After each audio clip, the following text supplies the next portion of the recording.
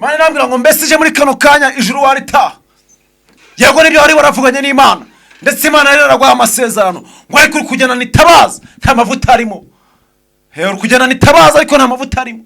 Muri fiançailles yawe amavuta amaze kumeneka. Wamaze gukora ibyangwa n'amaso y'Imana. Kera hari umukozi w'Imana, Bibiliya ivuga ngo Abisirayeli bari ubwoko Imana ikunda. Bibiliya ivuga ko ubwoko bw'Abisirayeli bwari ubwoko Imana ikunda. Ndetse ikongera ikavuga ngo Abisirayeli bari abantu Imana igisha inama. Ubwoko bw'Abisirayeli bari abantu batona ku Mana, bari abantu Imana yatoranyije, bari abantu Imana yavuzeho, bari abantu Imana yemera, bari abantu Imana yirata ko ifite, bari abantu Imana yirata ko ifite. Ngo ariko nyuma yaho baje guhinduka. Bisirayeli bari bakijijwe, ngo ariko nyuma yaho baza kugwa bajya mu byangwa n'amaso y'Imana. Utarasamanaga arabikora, utarikinishaga arabikora, utari umujura arabikora, maze Imana baho mbese abangaba bari bahindutse. Mu yandi magambo Abisirayeli bahindutse Imana, barayihindutse barayitenguye. Ariko muri kano kanya Umwisirayeli ni wowe. Mbese uko Imana yari ikoranye nawe, uko Imana akoranaga nawe mu minsi itambutse, uyu munsi niko bimeze. Iyo urebye muri kano kanya itabaza ryawe riracyarimo amavuta. Iyo urebye muri kano kanya Imana yabikigukoresha. Iyo urebye muri kano kanya mbese uracyarimo neza. Iyo urebye muri kano kanya uracyari umubyeyi, uracyafite umugabo umwe. Mfite message z'abantu badafite umugore umwe kandi arabarokore. Gasanga muri gukora ibintu ahantu hatagaragara. Ntabwo muzi ubuzima buri hano hanze. Utarasamanaga ari kubikora. Imana hamwe ngo nize bahaguruke mvuge kuko icyaha kimaze guhabwa intebe. Icyaha kimaze guhabwa intebe. Ibyaha biri gukorwa n'abantu batutakekaga. Ibyaha biri gukorwa n'abantu bita abakozi b'Imana. Ibyaha byamaze guhabwa intebe. Biri gukorwa n'abantu bakomeye. Ibyaha biri gukorwa n'abantu bakomeye. Hari uri mu gitinya kujya mu nzu y'Imana mwambaye ubusa. Ubwashize narabivuze ngo ariko Imana igiye kuza kandi igiye gukorana n'abantu bari maso.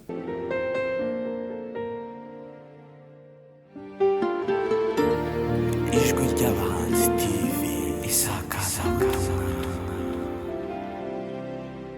Abanyarwanda cyangwa se n'undi muntu wese wumva Ikinyarwanda, baba ari Abarundi cyangwa se n'undi muntu muri kumwe uze kumusobanurira. Ndumva ntituri buze gutinda, kuko iyo umuntu afite urufunguzo, iyo ugiye gufungura, iyo umaze gufungura ntabwo ukomeza guhagarara, ahubwo uhita winjira ukinjira. Icyo nashatse kuvuga nuko ijambo nzanye cyangwa se ubutumwa Imana yampaye sindi buze kubutindamo cyane, ariko unyemerere uze kumva icyo Imana ikuntumyeho. Unyemerere mwene data uze kumva icyo Imana igushakaho. Ndumva tugiye gusoma Matayo 25 murongo waho n'uwa 6. Katubanze dusome, nitumara gusoma iri jambo ry'Imana turita dusenga tuninjire muri message Imana yampaye ngo mbahereze. Dusome mu izina rya Yesu. Haravuga ngo ariko nijoro mu gicuku habaho urusaku ngo umukwe araje nimusohoke mu musanganire. Twongeye dusubiremo mu izina rya Yesu. Matayo 25 umurongo waho wa 6 haravuze ngo ariko nijoro mu gicuku habaho urusaku ngo umukwe araje nimusohoke mu musanganire. Nagize yerekwa kwa 3 ubwo nari maze gusenga amasengesho y'iminsi 2, kuko hari icyo nari ndi gusengera. Hari ibyo nari ndi gusengera, ariko muri ayo masengesho ubwo nayasozaga marayika w'Imana yampaye message nk'umukozi wayo ngomba kugeza ku bantu bazankurikira. Yampaye rino jambo rivuga ngo nijoro habaho urusaku ngo umukwe ngo araje nimusohoke mu musanganire. Ariko iri jambo ryavuga ku bakobwa umusanganire. Munyemerere dusenge, nitumara gusenga duhite tugera muri message Imana yampaye. Munyemerere tubanze dusenge duhite tujya muri message Imana yampaye. Mwami, ndagushimiye kuko uri umwami w'abami, ndagushimiye kuri igitare cy'amahanga, ndagushimiye kuri Imana ijya yumva ibyisabwa ndetse ikanabikora. uri umwizerwa kandi ijambo ryawe ni ukuri. Ndagushimiye ko wandinze, ndagushimiye ko wabanye nanjye, ndagushimiye ko wandwaniriye, ndagushimiye Uwiteka Nyiringabo, ndagushimiye ko mwami w'abami warinze igihugu cy'u Rwanda ukarinda n'ibindi bihugu duturanye nabyo kandi watwimanye mwami. Ndagushimiye ko wabanye nanjye ndetse nkabageze hano hana amahoro. Ndagushimiye Uwiteka Nyiringabo ko wandwaniriye kandi ukomeje kunyimana. Ndagushimiye mwami w'abami ko ukomeje kuba mu ruhande rwanjye. Ndagushimiye Uwiteka we ko umuntu wese ungurikiye muri kano kanya hari buze kubona ineza yawe. Umuntu wese ungurikiye muri kano kanya hari buze kubona ubutabazi. Ndakwinginze mwami, ntabari njyewe mwami, ahubwo izina ryawe rize rishyigikire, unkoreshe mwami kandi undwanirire, unshoboze mwami, ineza yawe nyibone. Unshoboze Uwiteka we ukora ibidasanzwe kandi unkoreshe iby'ubutwari. Ndagushimiye mwami kugiye kubana nanjye ndetse mwami kubwira ijambo umpaye hakaza kugira abantu bari buze kubona ubutabazi bwawe. Ndagushimiye kugiye kubana nanjye ndetse ukaninda kwishyira hejuru, ahubwo izina ryawe rikanshyigikira. Icyubahiro ni cyiza kiganze, nsenze mbyizeye mu izina rya Yesu Kristo nacu urakoze, amen. Ndumva twahita dufatiraho ku muntu uje nonaha. Nitwa Prophet Karoli, nkuko nari nabivuze ngitangira. Twari dusomye ijambo rivuga ngo ariko nijoro mu gicuku habaho urusaku ngo umukwaraje nimusohoke mu musanganire. Iri ni ijambo Bibiliya ivuga ko bivuga ko ari umugani w'abakobwa 10. Titira amagambo iravuga ngo umugani w'abakobwa 10, ariko Bibiliya ikomeje kuyisoma iravuga ngo muri abo bakobwa 10 ngo 5 bari abapfu, ariko n'abandi 5 ngo bari abanyabwenge. Mane nambwira ngo mbese ije muri kano kanya ijuru waritaha. Yego nibyo wari waravuganye n'Imana ndetse Imana yari yaragwaye amasezerano ngo ariko kujyana nitabaza nta mavuta arimo. Uri kujyana nitabaza ariko nta mavuta arimo. Muri fiançailles yawe amavuta amaze kumeneka. Wamaze gukora ibyangwa n'amaso y'Imana. Kera wari umukozi w'Imana. Bibiliya ivuga ngo Abisirayeli bari ubwoko Imana ikunda. Bibiliya ivuga ko ubwoko bw'Abisirayeli bwari ubwoko Imana ikunda. Ndetse ikongera ikavuga ngo Abisirayeli bari abantu Imana igisha inama. Ubwoko bw'Abisirayeli bari abantu batorana ku Mana, bari abantu Imana yatoranyije, bari abantu Imana yavuzeho, bari abantu Imana yemera, bari abantu Imana yirata ko ifite, bari abantu Imana yirata ko ifite. Ngo ariko nyuma yaho baje guhinduka. Bisirayeli bari bakijijwe, ngo ariko nyuma yaho baza kugwa bajya mu byangwa n'amaso y'Imana. Utarasamanaga arabikora, utarikinishaga arabikora, utari umujura arabikora, maze Imana baho. Mbese abangaba bari bahindutse. Mu yandi magambo Abisirayeli bahindutse Imana, barayihindutse, barayitenguye. Ariko muri kano kanya umwisirayeli ni wowe. Mbese uko Imana yari ikoranye nawe, uko Imana yakoranaga nawe mu minsi itambutse, uyu munsi niko bimeze. Iyo urebye muri kano kanya itabaza ryawe riracyarimo amavuta. Iyo urebye muri kano kanya Imana yabikigukoresha. Iyo urebye muri kano kanya mbese uracyarimo neza. Iyo urebye muri kano kanya uracyari umubyeyi, uracyafite umugabo umwe. Mfite message z'abantu badafite umugore umwe kandi ari abarokore. Ugasanga muri gukora ibintu ahantu hatagaragara. Ntabwo umuzi ubuzima buri hano hanze, utarasamanaga ari kubikora. Imana hamwe ngo nize bahaguruke mvuge kuko icyaha kimaze guhabwa intebe. Icyaha kimaze guhabwa intebe. Ibyaha biri gukorwa n'abantu tutakekaga. Ibyaha biri gukorwa n'abantu bita abakozi b'Imana. Ibyaha byamaze guhabwa intebe. Biri gukorwa n'abantu bakomeye. Ibyaha biri gukorwa n'abantu bakomeye. Hano ni mu gitinya kujya mu nzu y'Imana mwambaye ubusa. Ubwashize nabivuze ngo ariko Imana igiye kuza kandi igiye gukorana n'abantu bari maso. Imana igiye gukorana n'abantu bari maso. Imana igiye gukorana n'abantu bari maso. Imana yambwiye ngo ninze mbabwire ngo hari ikintu igiye gukora. Kandi igiye gukorana n'abantu bari maso. Imana yambwiye ngo ngiye gukorana n'abantu bari maso kandi ntabwo waba ufite itabaza ririmo amavuta kandi uri umusambanyi. Amavuta yamenetse kera, amavuta amaze kumeneka. Ibyaha utakoraga kera ubu ngubu urabikora, amavuta amaze kumeneka. Imana isigaye ivuga, Imana yakwereka ngo mbese uyu niwe twavuganye. Imana ubundi irakureba ikibazo, uyu nguyu niwe twari twaravuganye. Ubundi byatangiye bita kugira ngo mukore icyaha kandi mbere mutarabikoraga. Imana yarakwemerera umutaka ariko amaze gutoboka. Imana yaravuganye nawe ko izagutabara ariko amaze kwicira inzira. Ibyaha utakoraga kera ubu ngubu urabikora. Usiga gukora ibyangwa n'amaso y'Imana. Imana iri kureba wari ikabura ukuntu yabahengekereza. Imana irakureba ikabura ukuntu yagufata wamaze kuba umupagani, ariko Imana iragukeneye. Imana irashaka kuhinduka. Imana ikeneye kuva muri iryo vata ryawe. Ijya gukora ibyaha wungutse iki? Ijya gukora ibyaha wungutse iki? Imana yambwiye ngo nize mbabwire ngo igiye gutambuka, kandi Imana igiye gutambuka. Imana igiye gutambuka, niko Imana yambwiye. Imana yambwiye ngo nize mbabwire ngo amazi si yayandi. Imana yambwiye ngo nize mbabwire ngo amazi si yayandi, kandi Imana irababaye itewe agahinda. Muri kubwira abantu ngo ntibakire imfunguzo z'imodoka, ntibakire imfunguzo z'imodoka, kandi nizo bafite barazisambaniye. Imana irambwira ngo ndambe abantu bambeshyera. Imana irambiwe abantu bayibeshyera. Imana irambiwe abantu bayibeshyera. Imana irambiwe abantu bagiye bajya mu kazi baragasambaniye ngo ariko ntibature. Imana yarakubonye ibyo ukora, ibyo wakoze hatagaragara. Imana yarakubonye uri mu kazi ariko waragasambaniye, ariko ntabwo uratura. Uri mu mwenda Imana, uri mu mwenda w'Imana. Imana yambwiye ngo hari abantu bahize imihigo, bamaze guhiga imihigo ngo kwihigura birabananira, kandi ngo mugiye kongera guhiga indi. Ariko ijambo ry'Imana rivuga ngo guhiga umuhigo ntuwuhigure ngo birutwe no kutawuhiga. Guhiga umuhigo ntuwuhigure birutwe no kutawuhiga. Imana irababaye. Imana itewe agahinda n'abantu bakoresha imiti yo mu bapfumu kandi bakajya gusenga. Mukeneye ngo akire igitangaza, mukeneye muhabwe ibitangaza kandi mudashaka gukizwa. Wambara birebera ariko ukorera ibi ahantu hatagaragara. Wambara neza ukikwiza ariko ukorera ibibi ahantu hatagaragara. Urajya muri kano kanya Imana yagufata nk'umusore, we mugabo we. Imana ikurebye muri kano kanya yabona uri umugabo, cyangwa amatabaza yawe yamaze gushiramo amavuta. We mubyeyi we, wirabye imyitwarire yawe, Imana ikurebye yabona itabaza yawe ririmo amavuta. Ubashize naravuze ngo hari n'abantu abatwara bamara kuva mu rugo rwabo, bamara kuhava ugasanga umutwara waragiye agiye kuvunika, ugasigara uhamagara abantu nabo bita sheri. Ariko ubundi urwo rugo rwazamo umugisha gute? Urwo rugo rwazamo umugisha gute?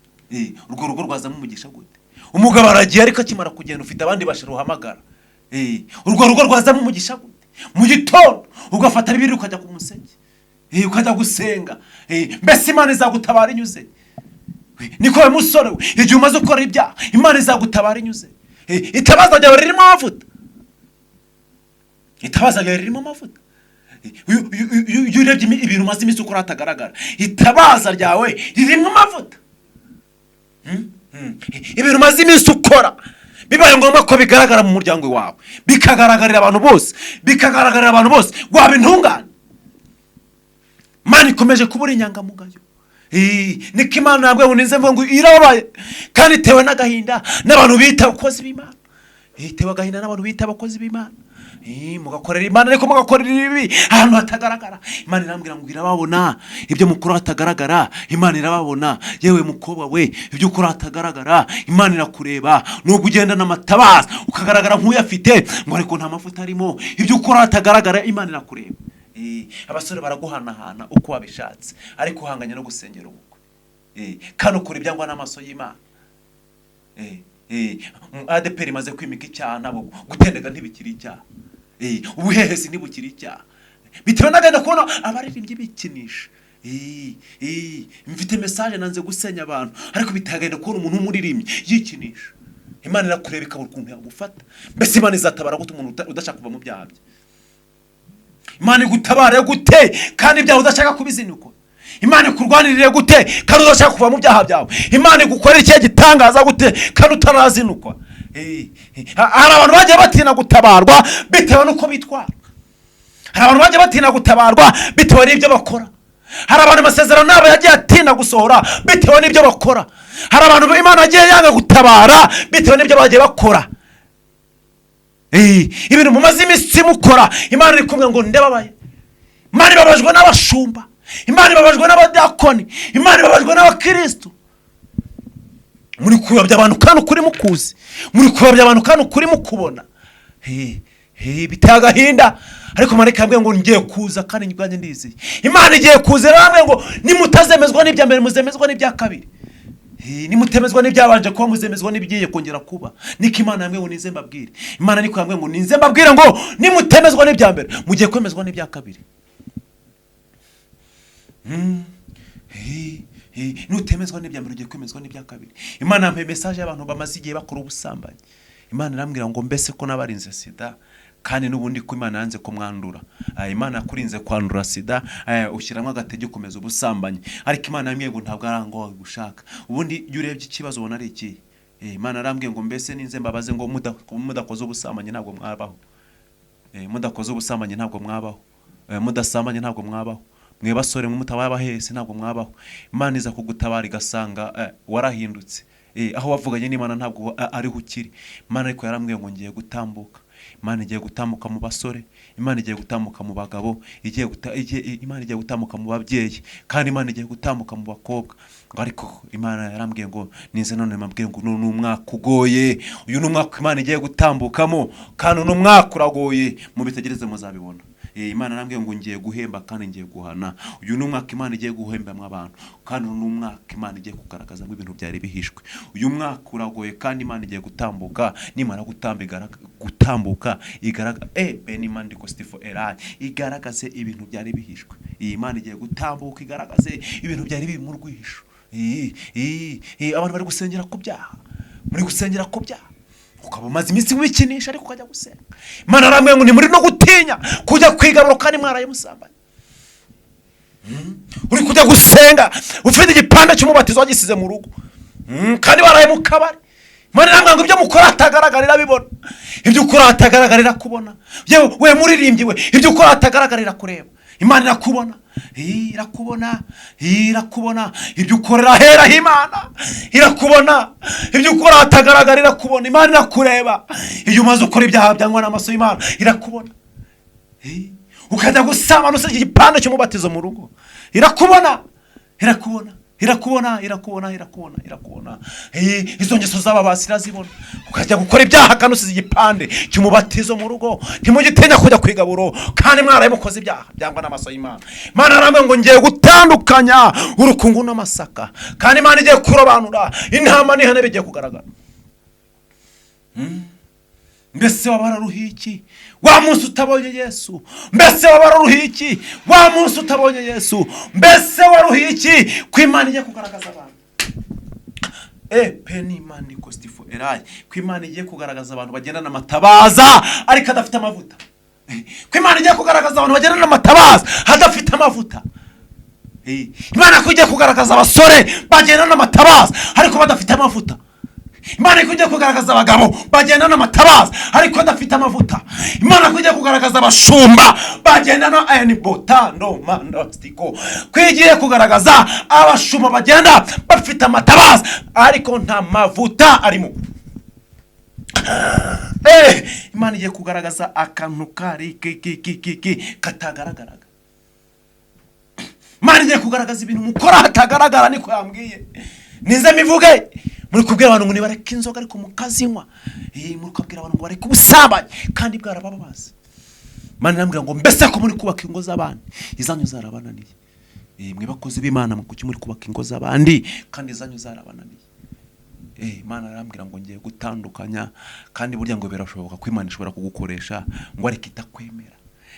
Ushobora gukora ibitangaza ndetse uko ukarema, ukavura n'ibirema, ukabihagurutsa ngo ariko itakwemera. Wabararuhiki gukorera Imana itakwemera. Imana arambwiye ngo hari abantu bari mu kazi baragasambaniye kandi nanabivuze. Muri mu kazi ariko mwaragasambaniye mwanze kwatura. Imana yongereye ku buryo ubutinganyi bumaze gufata intebe. Ubutinganyi bumaze kwicara mu bantu kandi arabarokore. Mu bakozi b'Imana, mu baririmbyi. Imana irambwira ngo ndabirambiwe. Niko Imana yambwira ngo ninze mbabwire banyarwanda ngo Imana irambiwe ubutinganyi, by'umwihariko abantu bakuru ubutinganyi kandi mukajya gusenga. Imana yambwiye ngo icyo kintu irakirambiwe. Imana irambiwe abakora ibyaha mu murimo w'Imana. Imana irambiwe abantu bigaragaza neza ariko mugakorera ibi bantu wagize ute hatagaragara. Imana arakubonye. Burya Imana yambwiye ngo hari abantu yarinze kwandura sida, yari ifite impamvu yari bimbwiye. Imana yakurinze kwandura sida. Imana yambwiye ngo ninze nkubwira ngo yakurinze kwandura sida. Wowe nkurikiye muri kano kanya, Imana yambwiye ngo yakurinze kwandura sida. Imana yakurinze kwandura sida. Mbese uri kuyitura iki? Ko Imana yaragusezeranyije urugo, mbese uri kwitwara nk'umuntu wavuganye n'Imana? ko Imana rero yakubwiye ngo izagutabara, mbese uri kwitwara nk'umuntu Imana yabwiye ngo nzagutabara? Ko Imana rero yakwemerera akazi wakagiye mutekera inzira. Imana yakubwiye ngo nzagukorera ubukwe, ntabwo wabwikoreye. Imana yakubwiye ngo nzakutabara nkurwanire, ntabwo wikereye inzira. Mwivurugutse mwivata, Imana yakunyuze uri mwivata, Imana yakunyuze uri musambana, urahaguruka. Imana yampaye message abantu bakuyemwe amada. Imana yampaye message abantu bakuyemwe amada, kandi no kugeza n'aka kanya ntabwo murabyatura. Mwakuyemwe amada, ariko Imana irabarinda, ntizabatwara, ntizimwagerana nazo, ariko ntabwo muraca bugufi munavuga ngo Mana mbabarira. Ubundi ukeneye ko Imana izakoresha abantu batandukanye bameze gute? Imana agiye gutuma abantu bagiye batandukanye ariko wanze kumva. Imana ikora iki? Imana yarambwiye ngo impereza message, irambwira ngo hari n'abantu bagiye bakora ibyaha bari muri fiançailles.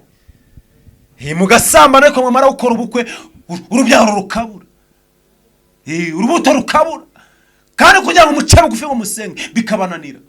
Muri gushaka imiti yabo mapfumu, kandi mwakoreye ibyaha muri fiançailles. Ukeneye gusengerwa, ukeneye kwaturwaho umugisha, ukeneye gusabirwa imbabazi. Imana irazirikana ibyo umuntu akora akibagirwa, Imana irabyibuka. Imana aramwe ngo hari n'abantu bagirinda amagereza, ariko ngo ntabwo mubibona. Hari abantu Imana yagiye itabara ikabahereza gahunda y'aho bagomba kugera.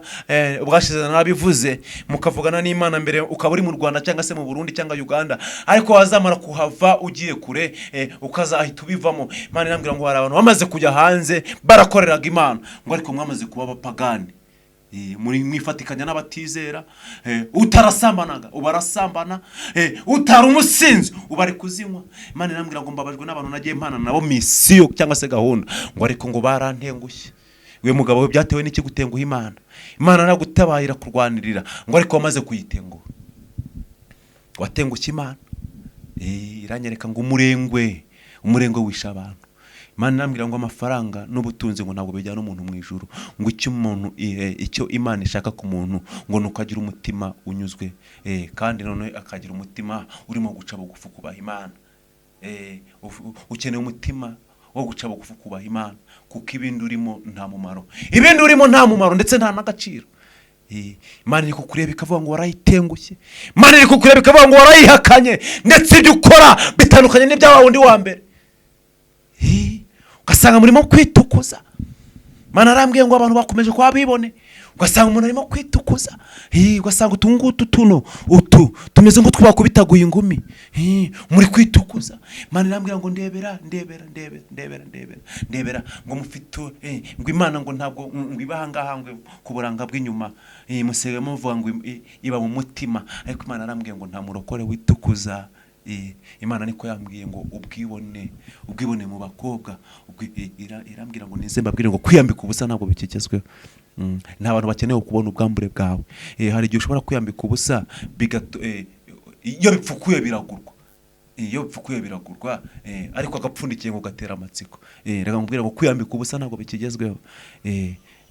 Wenda hari n'abambara birebire ariko bamara kugera ahantu hatagaragara arata bagakora ibyangwa n'amaso y'Imana, ariko kizwa ambara birebire. Nibyo bigufi byawo byambare bitewe naho bigera, ariko ureke guhenera abantu, kuko kwiyambika ubusa ntibikigezweho. Ariko Imana izagwanira ibyo ukora. Imana izagwanira ibyo ukora. Iyo myenda wiyambika ukagenda mu nzira ugenda urwana nawe ukura urumano ujyana hasi, Imana nayo izabiguhembera. Abantu ntabwo bakeneye kubona ubwambure, bari bize bafite ibindi bintu bibahangayikishije, ntibakeneye kubona ubwambure. Ninze bikubwira, uri muri fiançailles, ariko umuntu muri guteretana ntabwo afite gahunda yo kugira yo kubaka. Ukeneye kugira ubwenge, mukeneye gusenga. Imana ambwiye ngo nimusenge, kuko kino ni igihe cyo guhana ndetse no kutabara. Umuntu wasenze, umuntu uzasenga azabona ineza y'Imana, kandi n'umuntu utari maso aragiye. Umuntu utari maso aragiye. Imana ambwiye ngo uragiye, kandi uririmbiye ngo uragiye. We munyabyaha we, uragiye kandi watunguranye. Imana ambwiye ngo ngiye kwiba abantu. Imana uragiye igihe umaze iminsi usambana kirahagije. nta mugore ntukinyurwa n'umugabo, ntukinyurwa n'umugabo washatse, ntukinyurwa n'umugore washatse, ariko ngo Imana igiye guhana. Umaze igihe ugendana amatabaza yawe akagaragara nk'afite amavuta, ngo reka amavuta ntayarimo. Umukwe agiye kuza kandi ugiye gutungurwa. Umukwe ageze ku irembo kandi ugiye gutungurwa. Umukwe araje, niyo message Imana yampaye. Imana yambwiye ngo ndaje kandi mbabajwe nuko ngiye kuza ngasanga Penny Mandiko Stifo Elai Penny Mandiko mbabajwe nuko mbabajwe nuko hari abantu bagiye mvugana nabo ariko nkabagiye kuza bafite ibindi barimo. Imana igiye kuza. Mbese Imana iragusanga he? Yewe mugabo w'Imana iragusanga, yewe mudiyakoni w'Imana iragusanga, we mushumba, we mupasiteri Imana iragusanga he? Mbese Imana iragusanga, yewe muririmbyi we Imana iragusanga, wa mucuranzi we Imana iragusanga, yewe we mukristo we Imana iragusanga. Iragusubiza igusanze. Mbese iragusanga he? Imana iraje. Imana yambwiye ngo ngiye kuza kandi ngiye gutambuka, ariko uri maso agiye kumbona. Umuntu uri maso agiye kumbona. Ikindi Imana irambwira ngo nisengere abadamu batwite. Imana yampaye yerekwa, irambwira ngo nisengere abadamu batwite, kuko ndi mwiyerekwa nabonye abadamu benshi batwite bari ku murongo, ariko bakajya babyara bamwe abana batavuga. Imana irambwira ngo babyeyi mutwite musengere inda zanyu. Niko Imana yambwiye. Ikindi Imana irongera irambwira ngo ufite umwana w'umunyeshuri ajya musengera, kuko hari marayika ushaka kujya barinda. Nabonye aba bana ukuburyo nababonaga bariga, ndetse na nimugoroba bakaba bafite umuntu ubigisha. Ndi kugera muri message ariko tugiye kujya ku musozo kugira ngo dusenge. Nkabona bafite umuntu ubigisha kuru yo mu rugo, ngo ariko n'ubundi ku ishuri bakaba banyuma. Imana irambwira ngo umuntu ufite umwana wiga ajya musengera. Ikindi umuntu uri muri fiançailles akeneye gusenga, kuko nabonye amakwe menshi apfa. Nagiye mbitambukaho nkajya naba ngo hari abantu bakora fiançailles ariko badafite gahunda yo kuzubaka. Ugasanga uri guteretana ariko ntabwo ufite gahunda yo kuzubaka. Ugasanga uri gukora ibyaha bigiye bitandukanye ukabeshya, ariko ngo nta muhehesi uzajya mu ijuru. Imana irambwira ngo hari n'abakozi b'Imana babwira abantu ngo ni bari kubusamanya, ariko bo marari y'ubusamanya bakaba bayafite. Imana irambwira ngo ngiye gutambuka mu nzu yanjye, ngiye gusohora. Imana igiye gusohora kandi Imana igiye gukubura, ariko icyamuka buri maso kugira ngo Imana ize kukurwanirira. Ikindi Imana irambwira ngo ngiye gukorana n'abantu bari maso, kandi umuntu utari maso aragiye. Icyo nakivuze. Ndagira ngo dusengane nge nawe. Ushobora kuba waraguye mu cyaha cy'ubusambanyi, Imana ikakubona ariko igategereza kuzaca bugufi kugira ngo umugisha wawe n'icyo muri maravuganye n'Imana kikugereho. Imana ntabwo yuri umukristo umwuka w'Imana kugumaho warakomeje kujya unywa ibisharira ibisindisha. Nta mana y'abasinzi, yuri umurokore ugenda kuri ibisindisha. Ariko natewe agahinda no kubona abantu bita abakozi b'Imana muzinywa ugasanga hari n'amaradiyo ya gikristo avuga ngo nimukabwira ngo abantu ngo babasengere. Kuki se mutababwira ngo izo nzoga ziri mu studio yanyu, kuki mutababwira ngo kuki zo mutazikuramo? Izo nzoga zanyu ziri mu studio yanyu, kuki zo mutazikuramo? Imana nambwe mwarayitobanza, ariko Imana igiye kuyizera. Ndagira ngo dusengane nge nawe. Mana ndagushimiye kuri Imana yumva gusenga, ndagushimiye ko uri Imana igitabara umuntu wese waciye bugufi. Ndagushimiye kuri umwizerwa, ndagushimiye kuri Imana higirema ikitari kiriho kikaremeka.